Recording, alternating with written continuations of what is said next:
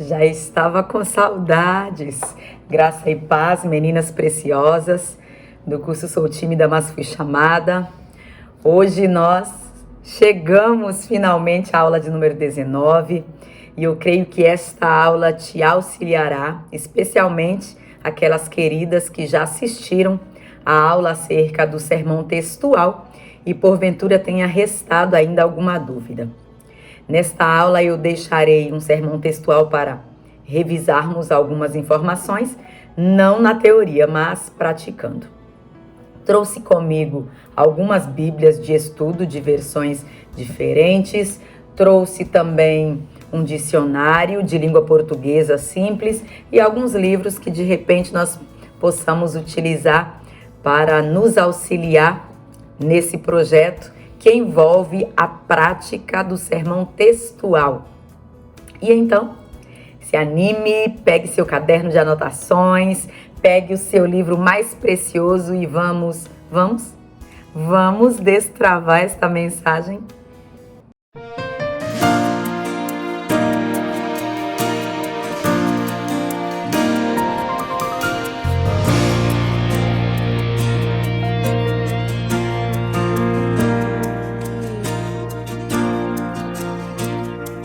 Meninas, hoje eu estou muito feliz por muitos motivos, mas especialmente porque esta semana, enquanto estávamos concluindo as últimas aulas desse curso e organizando o livro que aborda todos os assuntos aqui tratados, o projeto final foi alterado. E além de um livro, o exemplar do nosso curso será um combo de volume único numa Bíblia de estudo do nosso curso Sou Tímida, mas Fui Chamada. Teremos então, no mesmo exemplar, a Bíblia, os espaços para anotações e todo o conteúdo do curso. É muita alegria para o coração de uma pessoa que ama a Bíblia. Eu já estava muito feliz com a elaboração do livro desse curso, mas agora a minha alegria é duplicada, quadruplicada, porque eu vejo isso como um presente do céu para mim. Receber esta proposta para desenvolver vem assim do céu para o meu coração, porque diariamente Deus tem nos feito saber a dimensão que Ele tem dado a essa aliança maravilhosa que envolve mulheres de vários países do mundo em volta de um único propósito, qual seja o Evangelho de Jesus Cristo pregado sem timidez, com conhecimento e com ousadia. E eu precisava compartilhar isso com vocês. Breve nossa Bíblia desse curso com espaço para anotações estará pronta e eu estou muito feliz e eu espero que isso também seja bênção para a vida de todos aqueles que serão alcançados. Povo lindo, eu sou Clemirene Oliveira, mentora do curso Sou Tímida, mas Fui Chamada. E hoje vamos montar um sermão textual na prática. Vamos abrir a nossa Bíblia. Eu escolhi um texto bem conhecido, a maioria dos cristãos, as crianças, os recém-conversos ou recém-convertidos. É um texto que a maioria dos cristãos conhecem e têm afinidade com ele, e por isso eu quero desenvolvê-lo nesse sermão textual com você, revisando aquilo que já foi aprendido na aula anterior, que abordou a respeito de sermões textuais. Já sabemos que o sermão textual, ele se prende ao texto, cujo texto pode ser de 1 a, no máximo, a 3 versículos. Então, vamos localizar o versículo que nós abordaremos nessa proposta de hoje. Eu quero te convidar, abra comigo o seu livro mais precioso no Evangelho de Jesus Cristo, narrado pelo evangelista João, no capítulo de número 3, e o versículo de número 16. Nós elaboraremos um sermão textual pautados nesse único versículo. Vamos então abrindo o nosso livro mais precioso, capítulo de número 3 do Evangelho narrado pelo evangelista João, e o versículo de número 16, que assim nos diz: Porque Deus amou o mundo de tal maneira que deu seu Filho unigênito para que todo aquele que nele crê não pereça, mas tenha a vida eterna. Eu estou utilizando a Bíblia A Jornada, que é na versão NAA, Nova Almeida Atualizada. Entretanto, para que compreendamos melhor e cheguemos à conclusão se a expressão é a mesma em outras versões, nós podemos ainda analisar outras versões, e a próxima que analisarei agora é a versão Nova Tradução na Linguagem de Hoje, que o mesmo texto traz a seguinte expressão: porque Deus amou o mundo tanto que deu o seu único filho para que todo aquele que nele crê não morra, mas tenha a vida eterna. Ainda a Bíblia, a Mensagem, que é numa linguagem contemporânea. Na linguagem contemporânea, João capítulo 3 e o versículo de número 16.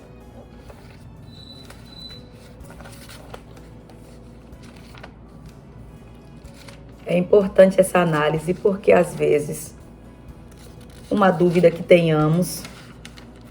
Exemplo, o primeiro versículo que nós lemos disse que para que todo aquele que nele crê não pereça. A segunda versão que nós lemos disse não morra.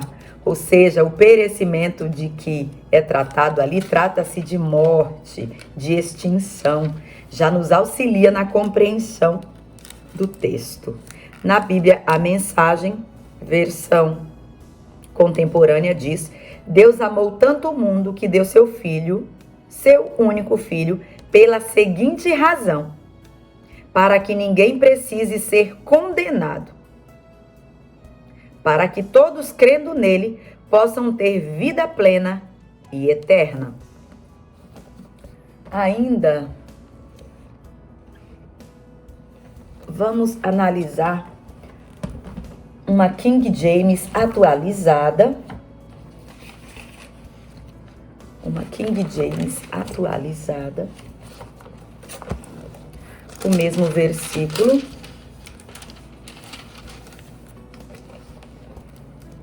Porque Deus amou o mundo de tal maneira que deu seu Filho unigênito para que todo aquele que nele crê não pereça, mas tenha a vida eterna. Muito semelhante às expressões. Claro que o significado das traduções, apesar de haver uma diferença de alguns termos, o significado, entretanto, não se contradizem. Em nenhum momento se contradizem. Na versão ARC,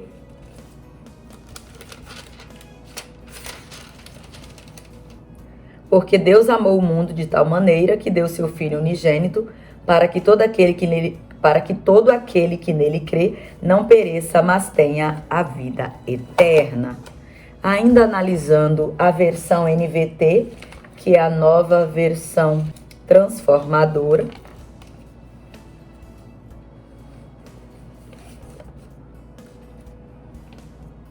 Porque Deus amou tanto o mundo que deu seu Filho único para que todo o que nele crê não pereça, mas tenha a vida eterna. Ainda na Bíblia Judaica Completa, o mesmo texto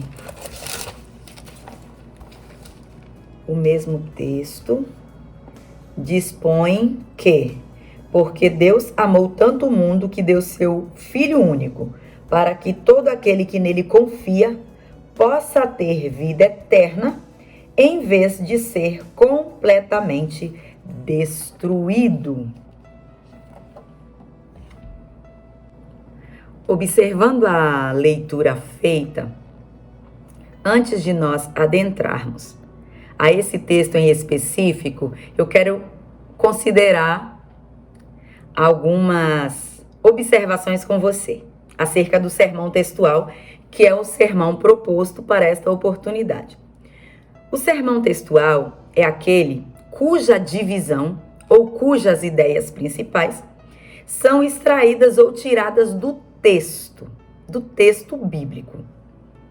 É extraído do próprio versículo. Se fôssemos analisar 3 versículos, nesses 3 versículos nós extrairíamos, 3 ou 2, extrairíamos os tópicos ou as ideias principais. Como vamos analisar apenas um versículo, neste versículo nós extrairemos os tópicos. Por isso é sermão textual, porque se prende a esse texto, não é ao tema, é ao texto. Então ele analisa o texto em específico. As palavras do versículo ou dos versículos analisados darão as informações da minha exposição. Então vamos analisar como poderíamos formar ou formular um sermão a partir desse texto lido. Sabemos que as ideias principais são extraídas do próprio texto, os tópicos que eu irei explanar ou que eu irei explicar para os meus ouvintes. As ideias secundárias, ou seja, as explicações, os fundamentos que eu vou utilizar para fundamentar aquilo que o versículo analisado propõe, pode sim ser buscado ou buscados em outros textos bíblicos. Porém, nos tópicos que serão abordados, é preciso manter-se fiel à leitura feita, em conexão ao texto analisado, sem dele fugir. Por isso, na elaboração desse nosso esboço na prática, nós nos manteremos fiéis ao texto lido. O texto do Evangelho narrado por João, no capítulo de número 3 e o versículo de número 16. Nesse esboço, nós ainda utilizaremos esse dicionário da língua portuguesa para nos auxiliar um pouco aqui também, para poder nos favorecer com alguma informação. Podemos utilizar alguns outros livros. Eu trouxe um exemplo aqui, um comentário de Bacon acerca do livro de João, que havendo uma dúvida eu posso vir aqui pesquisar. Trouxe ainda uma enciclopédia histórico-teológica da Igreja Cristã, que também pode nos auxiliar caso haja alguma dúvida durante a nossa pesquisa. Caso eu precise, posso ainda abrir esse comentário que é do Champlin para nos auxiliar. Mas vamos formatando o sermão para ver, havendo necessidade, nós vamos buscar auxílio nessas pesquisas que nós temos aqui à nossa disposição. Então, a primeira coisa do meu sermão é começar com uma introdução. Eu li o texto porque Deus amou o mundo de tal maneira que deu seu Filho unigênito para que todo aquele que nele crê não pereça, mas tenha a vida eterna. Esse é o texto que eu vou tratar. Um texto que fala que Deus deu o Filho unigênito para que alguém tenha vida. Com a ideia central desse texto, eu preciso refletir, raciocinar, pensar de que forma eu posso iniciar, fazendo uma introdução para convidar o meu ouvinte a começar a caminhar comigo nas ideias que serão trabalhadas no decorrer da minha exposição. Claro que existem várias formas de começar a introdução, até porque o Espírito Santo quem dá toda a direção na hora que você fará a elaboração do seu sermão, após oração, após pesquisa. Quando começamos a escrever os tópicos do nosso sermão, nós dependemos da iluminação do Espírito Santo. Então, ele direcionará de que forma nós pontuaremos a introdução. E para isso é necessário que reflitamos, que pensemos acerca da ideia central para começarmos convidando o nosso ouvinte para caminhar conosco, chamando-lhe a atenção a partir da introdução, para que este ouvinte sinta-se convidado a se alimentar desse alimento ora servido. Bem, iniciando a introdução, podemos começar com o seguinte questionamento. Se colocar no lugar do outro não é fácil, concorda? Porque colocar-se no lugar do outro depende de empatia, depende de disposição e depende da firme decisão de sentir o que o outro sente. Não é fácil colocar-se no lugar do outro. E quando o outro não tem nada para retribuir, mais difícil ainda se torna. Porque não é fácil encontrar alguém que deseje colocar-se no lugar de um pobre. Não é fácil colocar-se no lugar de um miserável. Porque não é fácil colocar-se no lugar daquele que não possui condições de retribuir. Quem abraçaria a causa de um homem caído, destruído, no corredor da morte e sentenciado à destruição? Quem se colocaria no lugar daquele que tudo que possui como expectativa é morte? Quem abraçaria a causa de um indivíduo fadado ao fracasso, colocando-se no seu lugar? Quem assumiria o lugar de um fracassado, miserável e condenado à morte? Bem, o ser humano, após o pecado, fora afastado de Deus e sentenciado à morte lá no Éden, conforme diz a Bíblia. Agora, afastado de Deus, nu, pobre, distanciado, sentenciado à morte física, à morte espiritual e à morte eterna, o ser humano, em consequência do seu pecado, perdeu a sua habitação próxima do Salvador, fora lançado na terra e afastado de Deus.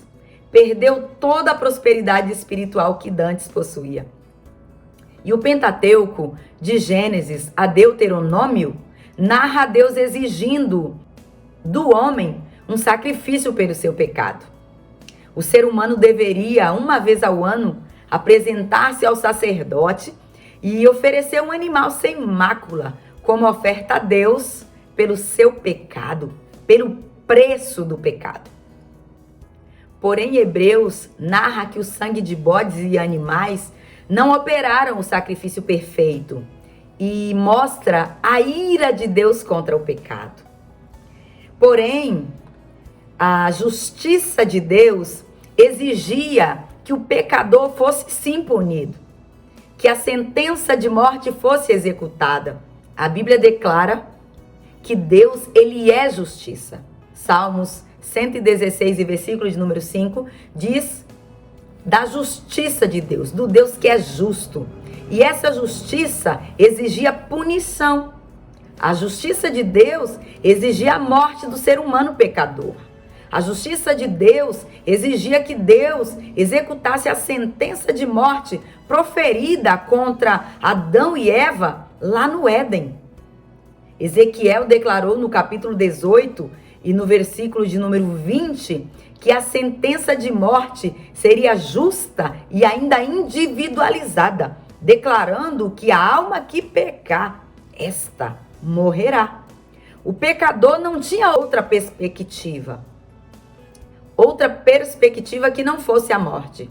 Mas, por algum motivo, a Bíblia diz que Cristo esvaziou-se de sua glória. A Bíblia diz que, por algum motivo, Cristo veio à terra habitar como homem entre os pecadores mortais. Aos Filipenses, capítulo de número 2 e o versículo de número 7, declara que, mas aniquilou-se a si mesmo, tomando a forma de servo, fazendo-se semelhante aos homens. Por algum motivo ainda, Hebreus 2 e 9 narra que vemos, porém, coroado de glória e de honra aquele Jesus que fora feito um pouco menor do que os anjos por causa da paixão da morte, para que pela graça de Deus provasse a morte por todos. Por algum motivo, aos Gálatas, capítulo de número 4 e o versículo de número 4 diz que, mas vindo a plenitude dos tempos, Deus enviou seu Filho, nascido de mulher, nascido sob a lei. Por algum motivo, a epístola aos Filipenses, no capítulo 2, versículos 5 a 7, conclui que, de sorte que haja em vós o mesmo sentimento que houve também em Cristo Jesus, que sendo em forma de Deus, não teve usurpação por ser igual a Deus, mas esvaziou-se a si mesmo, tomando a forma de servo, fazendo-se semelhante aos homens. Jesus desce à terra, mesmo sendo Deus, deixou sua glória, esvaziou-se a si mesmo para tornar-se um de nós. Para um Deus santo, cuja justiça exigiu o cumprimento da sentença de morte contra o homem, descer à terra, esvaziar-se de sua glória e colocar-se no lugar do homem, recebendo sobre si mesmo a sentença que, sendo Deus, não merecia, há uma razão, há um motivo. E é acerca desse motivo que o texto lido irá tratar. Vejamos. O texto diz por quê. Então, o texto diz por quê. Eu tenho aí o quê? Uma razão. Por quê? Razão, motivo. O versículo começa analisando uma razão. Razão de quê? Razão de um fato. No versículo 15, João escreveu, antes do texto que nós lemos, que assim como Moisés levantou a serpente no deserto, assim também é necessário que o Filho do Homem seja levantado, para que todo aquele que nele crê não pereça, mas tenha a vida eterna. Então, há uma razão. O texto que nós lemos fala de uma razão. Ele diz por quê? Por quê? Quando eu abro o dicionário da língua portuguesa e vou analisar o termo porque,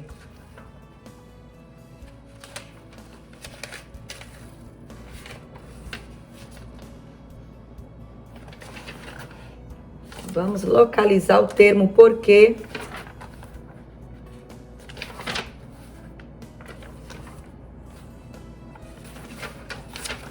No dicionário da língua portuguesa, que é algo que pode nos auxiliar na estruturação ou na elaboração do nosso sermão.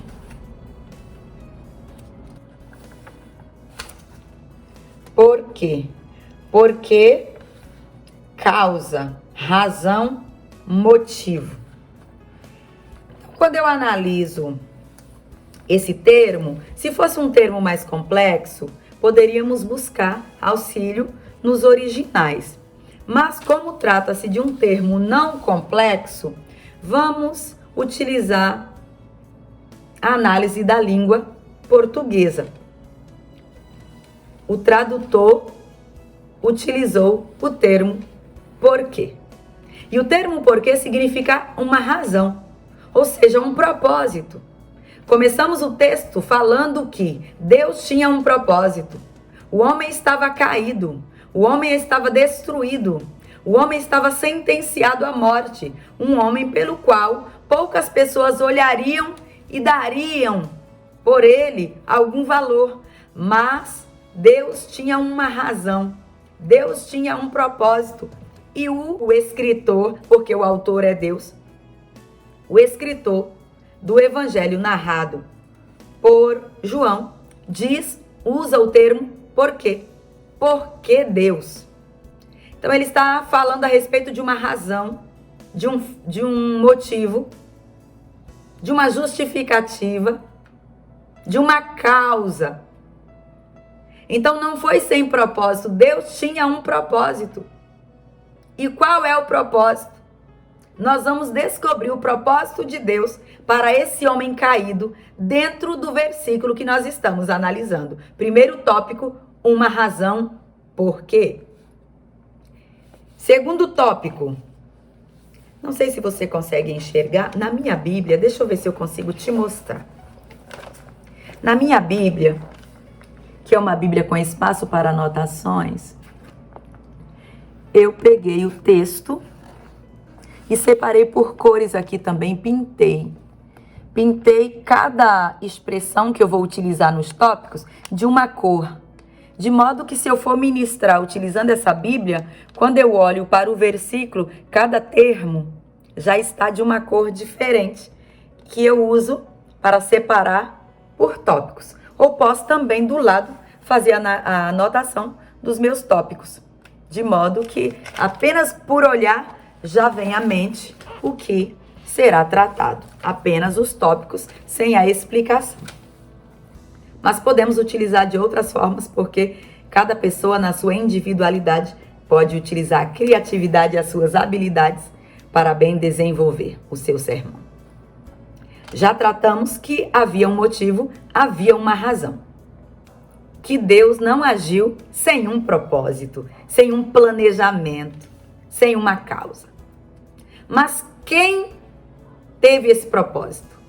Quem fez esse planejamento? Quem teve essa razão ou encontrou uma causa? Quem foi? O próprio texto responde: Deus. Por quê? Deus. A segunda palavra é Deus. Então, o meu próximo tópico será uma pessoa. Quem é esta pessoa que teve uma razão? O próprio texto já responde: Deus. Quem praticou o ato de colocar-se no lugar do pecador e receber sobre si a sentença que o homem merecia foi Deus em Cristo. Ou seja, não foram os anjos, não foram outros seres, não foram outros indivíduos. Afinal, quem poderia agir assim? Mas o texto diz, o texto que nós lemos aqui, diz que foi Deus. Logo, mesmo quando a condição dos amigos, a condição dos familiares, a condição das pessoas próximas são insuficientes, existe um no céu que ele sim, ele age ao nosso favor. Ele tem um propósito ao nosso respeito. Ele tem um porquê de agir ao nosso favor. Nesse sentido, Isaías 49:15 declara: pode uma mãe esquecer-se do seu filho que cria, do filho do seu ventre, de modo que não se compadeça dele? Mas ainda que esta se esquecesse, eu todavia não me esquecerei de ti, diz o Senhor. Então, foi Deus, foi Deus, foi Deus a pessoa que criou um propósito ao nosso respeito para nos tirar da situação que dantes estávamos. Foi Deus quem fez, mas ele fez o quê? O próprio texto responde. Ele fez algo. Então, o terceiro tópico terá o que ele fez, ou seja, uma ação. Qual a ação? O texto diz para nós: ele amou o mundo. Amou é um termo que nós vamos buscar esse comentário de Bacon e vamos abrir. Eu já separei o exemplar número 7, que trata a respeito do Evangelho de João, onde o comentarista Bacon fala a respeito desse amor. Ele assim narra: Deus amou o mundo de tal maneira. Aqui novamente está a ideia do alcance universal. O Evangelho é para todos os homens. Nenhum deles está excluído. Isso descreve porque Deus fez o que fez. Ele amou. A palavra em grego é agapesen. Esse é o amor que se move pelo interesse dos outros, o amor ágape, sem pensar nos próprios interesses. É um amor que deseja arriscar tudo por alguma vantagem para outra pessoa, que não considera nenhum preço muito alto se outra pessoa puder receber algum benefício. O tempo aoristo do verbo indica que o ato de amor de Deus não é limitado pelo tempo e simultaneamente é único e completo. É o amor absoluto. Eu posso usar essa narrativa para falar, para ajudar, enriquecer o meu sermão. Mas tratando dessa ação, desse amor ágape, desse amor que não espera nada em troca. O que é amor? O que é amar? O que é amar? Amar. Na língua portuguesa, para nos ajudar também. Vamos no dicionário de língua portuguesa para nos ajudar a compreender. Afeição profunda. O objeto dessa afeição, pessoa amada, zelo, cuidado. Amou é um verbo.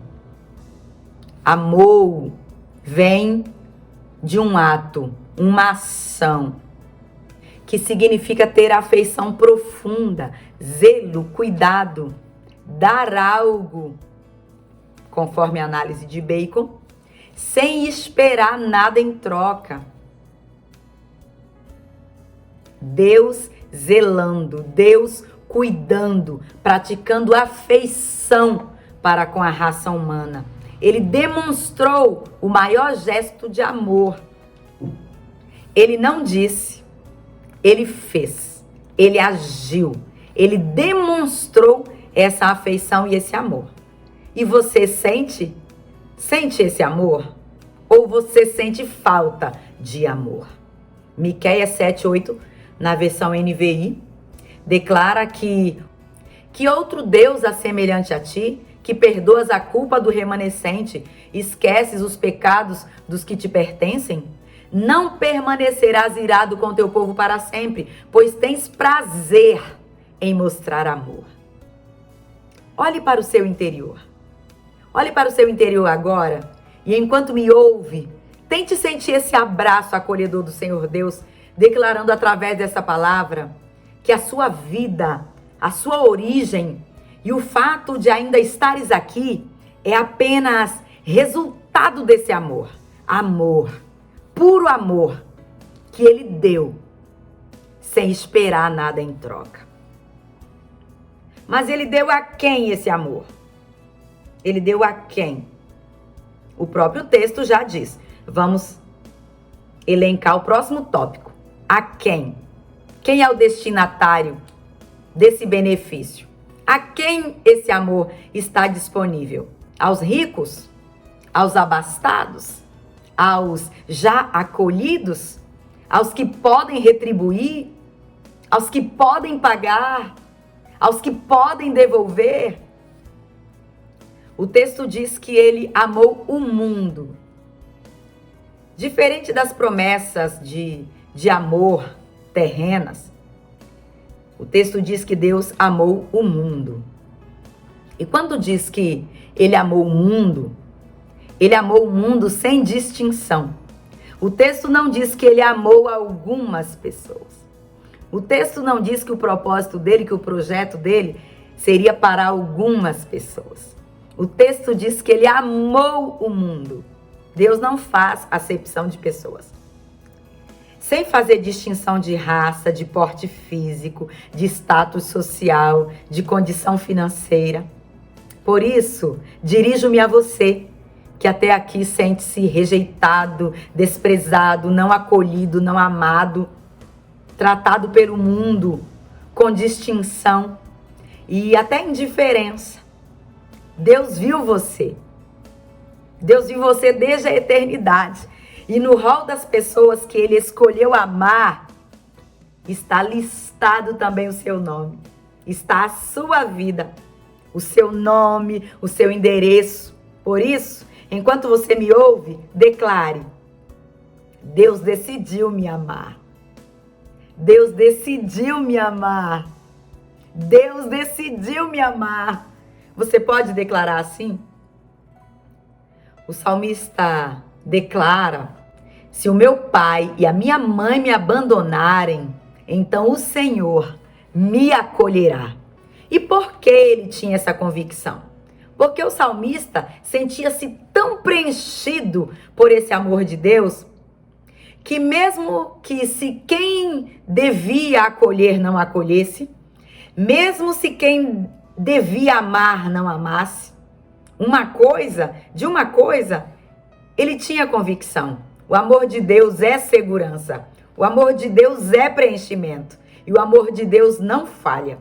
Então, se até aqui quem devia te amar falhou, creia. O amor de Deus não falha. O amor de Deus não falha e ele está disponível para você.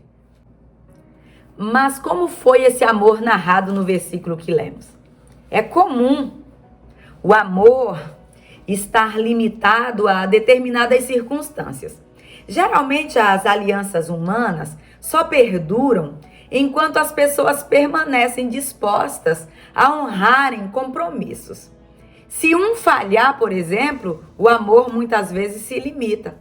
Nas relações humanas, espera-se que o amor compartilhado seja igualmente retribuído, sob pena de rompimento desses laços e dessas alianças.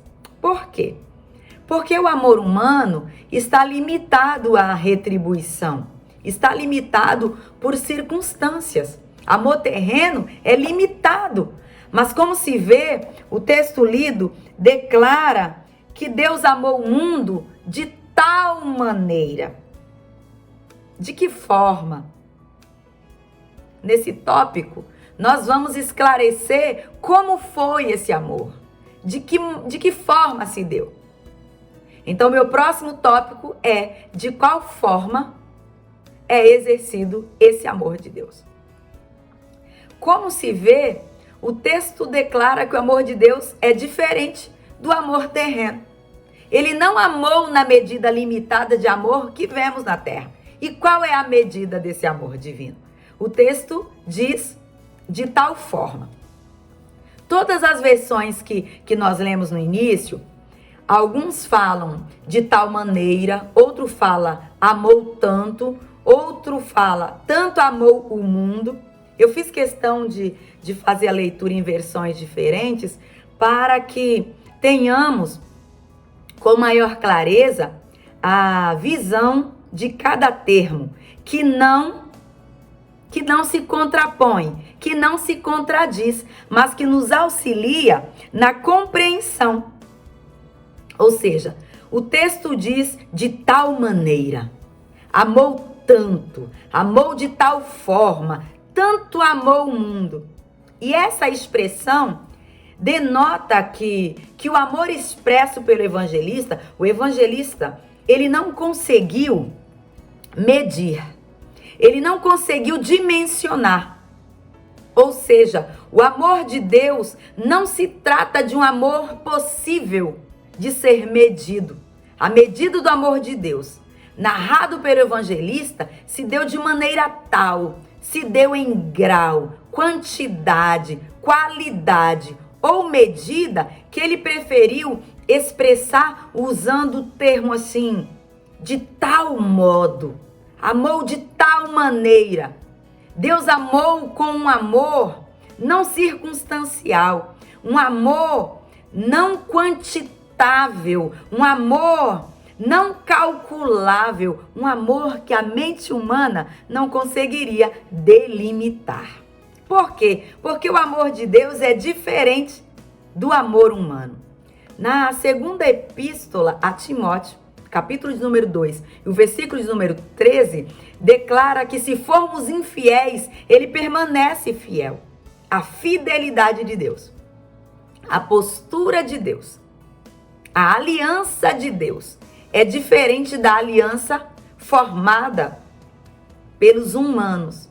Porque na aliança proposta por Deus, ele sempre cumpre aquilo que ele propõe. E a Bíblia diz que ele amou, ele decidiu amar, ele continua, ou ele continuou de braços abertos a amar, a acolher, a imprimir pertencimento a esse homem, mesmo ele havendo pecado lá no Éden. Adão pecou e Deus, com o seu poder criador, poderia ter extinto aquela família pecadora se ele desejasse. Deus poderia ter posto fim a história de Adão. Deus poderia ter posto fim à história de Eva na data que o pecado ocorrera. Porém, não. Porém, Deus os veste, porém, Deus os acolhe. E Deus olha para a raça humana, ele vê pecado. Mas ele decide fazer o quê? O texto disse que ele decidiu amar. Ele olha para a nossa vida, ele olha para a raça humana e ele decide injetar amor. Ele olha para a minha vida e olha para a sua vida desde a eternidade. E ele injeta amor, ele propõe uma aliança de amor. E mesmo vendo em nós uma natureza pecaminosa de alguém que nasceria pecador, como narrou o salmista Davi, dizendo: eis que em iniquidade fui formado e em pecado me concebeu a minha mãe. A Bíblia diz que Deus, olhando para a terra, não viu um justo sequer. Então ele olha para a raça humana e ele vê pecado. Mas o que ele faz? Ele injeta amor. Ele decidiu nos amar. Ele olhou para a sua vida e decidiu te amar. Amar, não por palavras, mas também por atitude. O amor de Deus, no texto que nós lemos, é de tal maneira que ele injeta amor na vida de alguém que era merecedor de morte, de alguém que não teria condições de retribuir. E isso ele faz não apenas por palavras, e ele faz com atitude. Qual atitude? Próximo tópico, uma atitude. Qual atitude? O próprio texto responde. Como eu disse, o sermão textual fica no texto. Qual atitude? Deu o seu filho unigênito. Uma atitude. Deu o seu filho unigênito. Deus faz uma troca. Deus dá a alguém em troca. E esse dar em troca é pagar, é resgatar, mediante o pagamento de uma quantia determinada. Deus tomou o seu filho, não um filho entre os outros. Não. A Bíblia diz que ele tomou o seu filho unigênito. Ele toma o seu filho unigênito e ele o dá. Ele o entrega. Ele o entrega à morte, deixando-o sofrer. O profeta Isaías diz que não foram os algozes que destruíram ou que mataram Cristo. A Bíblia diz que ele se entrega à morte. E o profeta Isaías, no capítulo de número 53, e o versículo de número 3, diz que Deus decidiu moê-lo. A Bíblia diz que ele era desprezado e o mais indigno entre os homens. Homem de dores, experimentado nos trabalhos, e como um de quem os homens escondiam o rosto, era desprezado, e não fizemos dele caso algum. Verdadeiramente, ele tomou sobre si as nossas enfermidades e as nossas dores levou sobre si. E nós o reputamos por aflito, ferido de Deus e oprimido.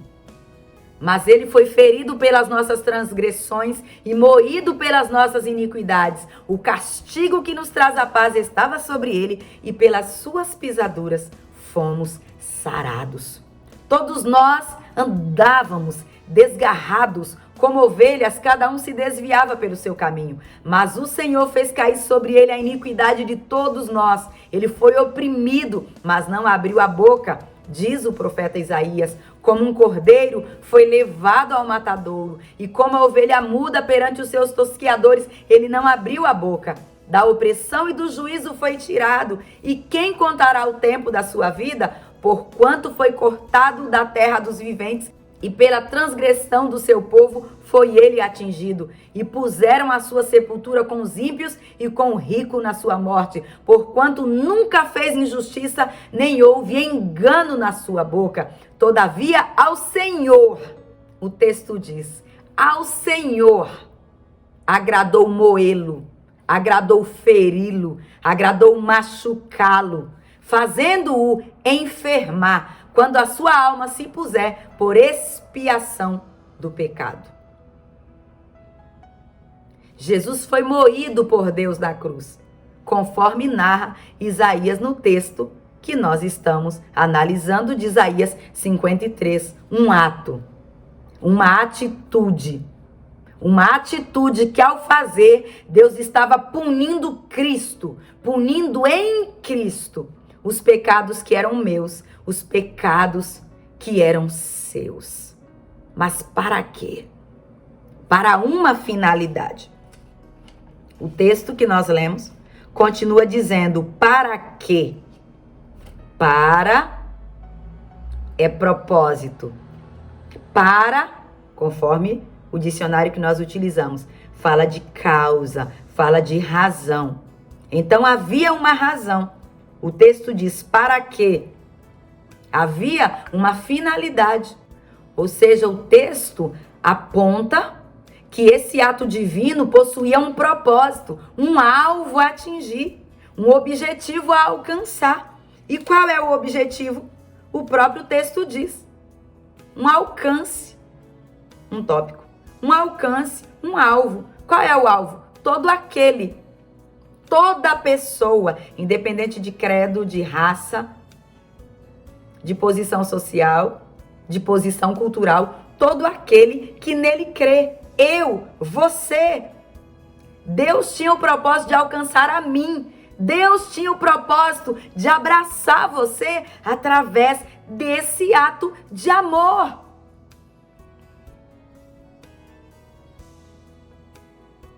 Porém, o texto aponta uma postura exigida. Qual postura é exigida nesse texto? Todo aquele que nele crê. Ou seja, aqueles que creem. O texto exige uma postura de fé. Todo aquele que nele crê. Todo aquele que a Cristo se dobra. Todo aquele que a Cristo se rende. A todos quantos o recebeu. Evangelho narrado por João, capítulo de número 1, versículo de número 12. Diz que todo aquele que o recebeu, deu-lhes o poder de serem feitos filhos de Deus. É necessário uma atitude. Ele oferece esse amor, mas em contrapartida, ele não exige um pagamento, mas exige uma postura de fé, uma postura de entrega. E o que resultará essa postura? O que resulta esse amor ofertado a mim e a postura que eu tomo em direção a esse amor que me é ofertado? O próprio texto responde. Há uma garantia. Meu próximo tópico, uma garantia. Não pereça, mas tenha a vida eterna.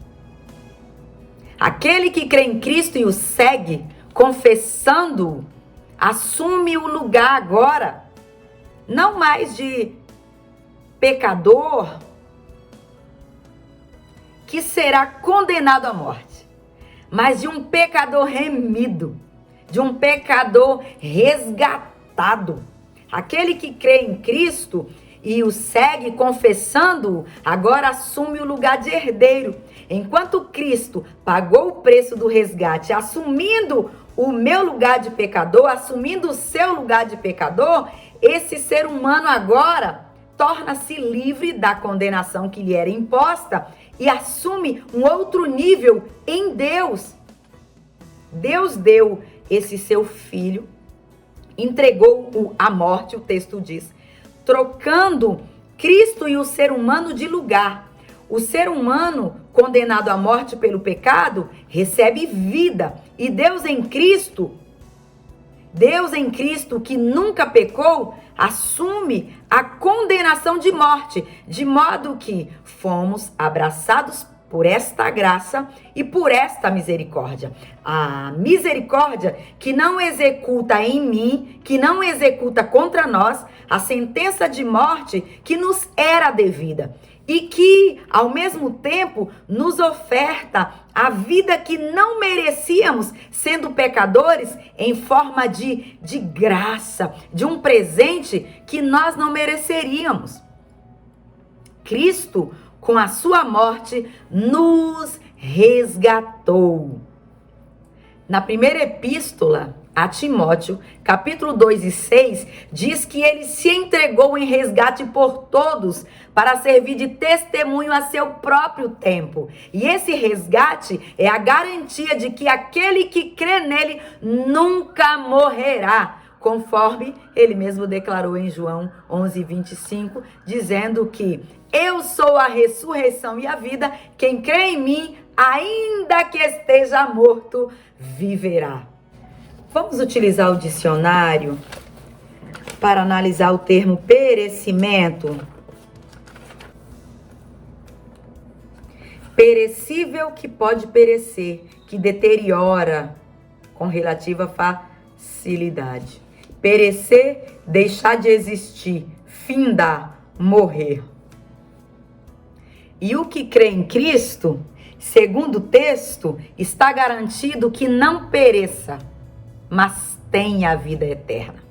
O que crê em Cristo não perecerá, não será morto eternamente, porque há essa garantia que a nossa história, a sua história, ela não acaba aqui.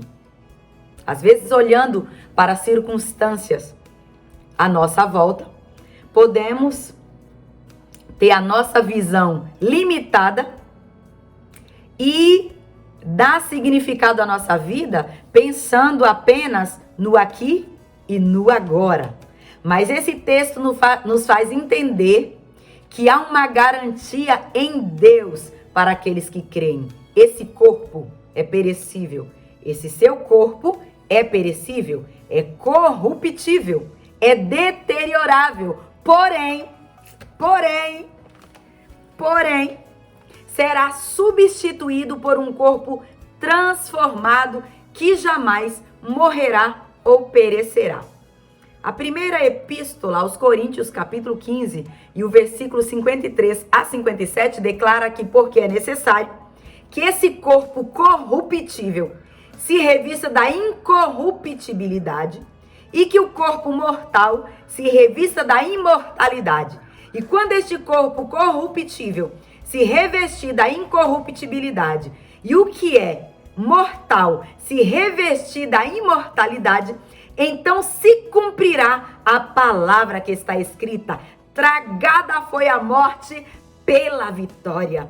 Onde está a morte, a tua vitória? Onde está a morte, o teu aguilhão? O aguilhão da morte é o pecado e a força do pecado é a lei. Mas graças a Deus que nos dá a vitória por intermédio de nosso Senhor Jesus Cristo. E feliz é aquele que guarda essa esperança. Você tem esperança a respeito do futuro? Quando você olha para a sua vida, você tem esperança? Você tem perspectiva? Você tem projetos? Você consegue viver em plenitude? Você consegue viver plenamente? Feliz é aquele que tem esperança. Na eternidade conquistada por Cristo, não haverá dor, não haverá temor, não haverão lágrimas. Apocalipse, o escritor, ao narrar o texto de Apocalipse, ele diz que todas essas coisas serão passadas. E essa é a nossa esperança. Por quê? Porque esse resgate de amor de Deus, do texto que nós lemos, de João 3:16, opera em nós a esperança de que nós não pereceremos, porque Cristo assumiu o nosso resgate. Posso partir para a minha conclusão, porque o texto que eu propus montar o meu esboço, acabou. Ele começou dizendo, porque Deus amou o mundo de tal maneira que deu seu Filho unigênito, para que todo aquele que nele crê não pereça, mas tenha a vida eterna. Acabou aqui. E eu preciso concluir com o meu ouvinte para poder fazer o fechamento da mensagem. Então vamos para a conclusão. O resgate que o amor de Deus operou em nós se deu através da nossa morte, da minha morte, da sua morte, que Cristo assumiu. O pecado era meu. O pecado era meu. Mas ele pagou o preço. A dívida era minha, mas ele decidiu pagar. O resgate ocorre quando, ao entregar algo em troca ou em substituição, um pagamento é praticado. E assim, colocando-se no meu lugar e no seu lugar, Cristo resgatou-nos de uma dívida cuja dimensão para nós era impagável. Na epístola aos Colossenses 2:14, Paulo afirmou que, havendo riscado uma cédula que nos era contrária em suas ordenanças, ele a tirou de nós, cravando-a na cruz. E sendo Deus, ele fez. Ele fez. Ele não disse, ele agiu. Ele fez por amor. Eu sei, não é fácil encontrar alguém que deseje colocar-se no lugar de um indigno. Não é fácil colocar-se no lugar de um miserável, porque não é fácil colocar-se no lugar daquele que não possui condições de retribuir. Quem abraçaria a causa de um homem caído, destruído, no corredor da morte, sentenciado à perdição e a perecer? Quem se colocaria no lugar daquele que tudo que possui como expectativa é morte? De alguém que não tem mais esperança? Quem abraçaria a causa de um indivíduo fadado ao fracasso, colocando-se no seu lugar? Quem assumiria o lugar de um fracassado e miserável, condenado à destruição? Mas através desse ato de amor, os braços de Cristo envolveu a todos, envolveu a mim, envolveu a sua vida, envolveu você, ofertando-lhe garantia de vida eterna. Na epístola de Pedro 1:18 e 19, Pedro diz que, pois vocês sabem que não foi por meio de coisas perecíveis, como o prata ou o ouro, que vocês foram redimidos, mas pelo precioso sangue de Cristo, como de um cordeiro sem mácula e sem defeito e incontaminado. Você não é mais mendigo de amor. Não, não. Você foi comprado, resgatado por Jesus. Você não é desprezado, desprezada, como o adversário muitas vezes quer te induzir a assim sentir. Os braços de Cristo, enquanto ele sangrava na cruz, produziam o maior acolhimento e ato de amor e de pertencimento que alguém poderia sentir. Talvez a falta de mãe, a falta de pai, a falta de alguém tenha produzido em ti a falta da certeza de pertencimento, de acolhimento. E talvez quando você olhe para si mesmo ou para si mesma, sinta-se pertencente a nada ou a ninguém.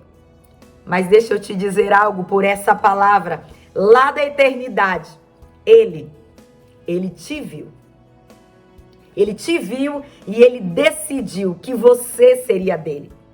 E através dessa mensagem, Ele te abraça com a promessa bíblica de que a sua vida não termina aqui.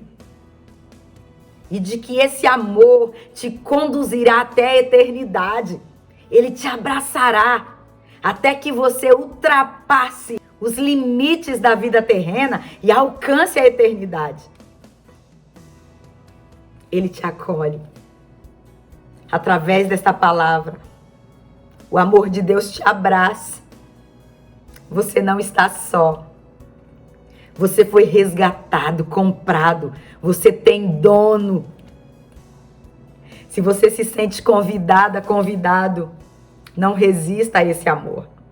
esse amor sem medida, esse amor de tal maneira e que está disponível, jorrando através desta palavra para você. Se você deseja comprometer-se com Jesus e agarrar essa oportunidade de amor, num compromisso eterno com Ele, esta oportunidade para você hoje, escute, hoje ela está disponível. É tempo de deixar para trás esse sentimento de vazio, de abandono, de falta de pertencimento. Porque ainda que o mundo tenha te abandonado, Jesus te abraça e Jesus te acolhe, garantindo-lhe vida eterna. Garantindo que quando o céu se rasgar e que quando ele atravessar as mansões celestiais, ou quando você for recolhido à eternidade, você será acolhido em Deus e a garantia de vida eterna para você. Então tenha esperança, porque a sua vida não acaba aqui. Geralmente o convite segue. O convite prossegue para a igreja orar junto, para Jesus selar as alianças com Ele, que ali as pessoas dispuserem a fazer, os concertos, o render-se a Cristo. E esse convite depende da forma como o Espírito Santo direcionará o ministrante. E após tudo isso, geralmente a igreja ora juntamente com o pastor ou junto com o ministrante da igreja. Bem, essa explanação foi para mostrar a você como nós poderíamos fazer um esboço textual que não foge do texto. E nós elaboramos um sermão que nós não saímos de João 3:16 em seus tópicos. Quais foram os tópicos? Vamos recapitular os tópicos que eu utilizei aqui com você para que você entenda a estrutura que nós explanamos e consiga praticar e exercitar com outros versículos bíblicos disponíveis na Bíblia Sagrada. Que tema eu poderia dar para essa mensagem, já que agora, após estudar, após fazer uma análise, após dar uma olhada no dicionário, após dar uma olhada num comentarista, eu poderia colocar nesse texto ou nessa ministração? Eu colocaria um resgate imerecido, mas você pode colocar outro. Eu dei esse tema para o meu esboço. Um resgate imerecido. Primeira anotação, introdução. Fiz a minha introdução após compreender o espírito da mensagem e comecei a elencar os tópicos. Tópico de número 1. Uma razão, 2 pontos. Um porquê, uma razão, uma causa. Tópico de número 2. Uma pessoa, 2 pontos. Quem? O próprio texto responde: Deus. Terceiro tópico. Uma ação. Qual? 2 pontos. Amou. Tópico de número 4. A quem? 2 pontos. O mundo. Tópico de número 5. Uma forma, uma maneira. Uma forma, 2 pontos. De tal maneira. Tópico de número 6. Uma atitude, 2 pontos. Qual? Deu seu filho unigênito.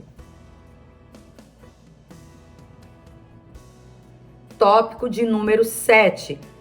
Havia uma finalidade, 2 pontos. Qual? Para quê?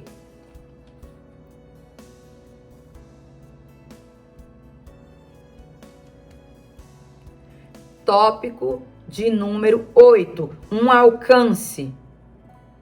Quem seria alcançado? 2 pontos. Todo. Todo aquele. Ou seja, indistintamente. Todo aquele. Tópico de número 9, uma postura. Qual a postura exigida? Nele crê. Postura de fé. Tópico de número 10, finalizando, uma garantia. 2 pontos, qual garantia? Não perecimento, mas vida eterna. Não pereça, mas tenha vida eterna. Logo após os tópicos que eu extraí do texto, eu não saí do texto. Eu tirei de cada palavra do texto os meus tópicos. Que o sermão é textual. Eu fico no texto. Eu não crio palavras, eu não invento palavras. Eu só analiso. Mas fico aqui.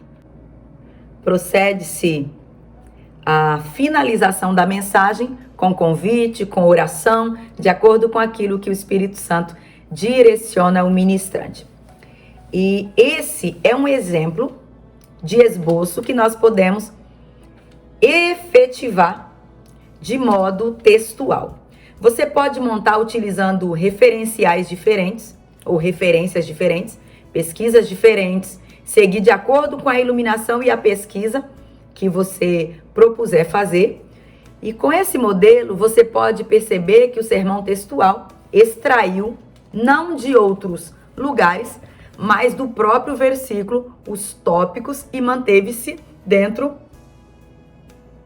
do texto planejado. Na nossa próxima aula, nós vamos elaborar mais um sermão e esperamos que essa prática nos auxilie a entender a estrutura do sermão e isso fique tranquilo para nós. Nesse caso, mesmo se eu não fizer o esboço, como eu mostrei para você, ao marcar na Bíblia cada tópico, eu pintei na minha Bíblia, eu pintei cada palavra de uma cor. Porque eu pintei de uma cor, Deus eu pintei de outra, amor eu pintei de outra, o mundo de outra, tal maneira eu fui pintando. Porque quando eu direciono a minha visão, na minha Bíblia que eu vejo as cores separadas, eu já vejo tópicos. E já uso aqueles tópicos na hora da explanação, sem precisar que tenha um esboço ali escrito. Caso precise, nós podemos também utilizar, claro. Entretanto, eu posso utilizar dessa forma, marcando na minha Bíblia, posso anotar do lado ou posso anotar esse esboço num outro lugar. Eu vou deixar para você aqui a estrutura do sermão que nós utilizamos com os tópicos para poder te ajudar com esse modelo para que você possa elaborar os seus outros sermões baseados em outros versículos. Por hoje, importa que entendamos que o sermão textual toma um versículo ou toma até 3 versículos e dele extrai os tópicos e o alimento que o ministrante se alimenta e depois ministra a vida de outras pessoas. Tem uma frase de Billy Graham que eu gosto muito, que diz que Deus não fará algo através de você que ele não tenha feito em você primeiro. Deus não fará algo através de você que ele não tenha feito em você primeiro. Então, o ministrante que quer alimentar a outros, antes ele se alimentará da palavra. E como escreveu Lutero, a Bíblia é como erva. Quanto mais você manuseia, mais perfume exala. Então, agarre a sua Bíblia, ame o seu chamado. Ame o seu chamado, foque no seu preparo, foque. Foque no seu preparo e não perca o foco. Até a nossa próxima aula, o meu beijo e o meu carinho para você.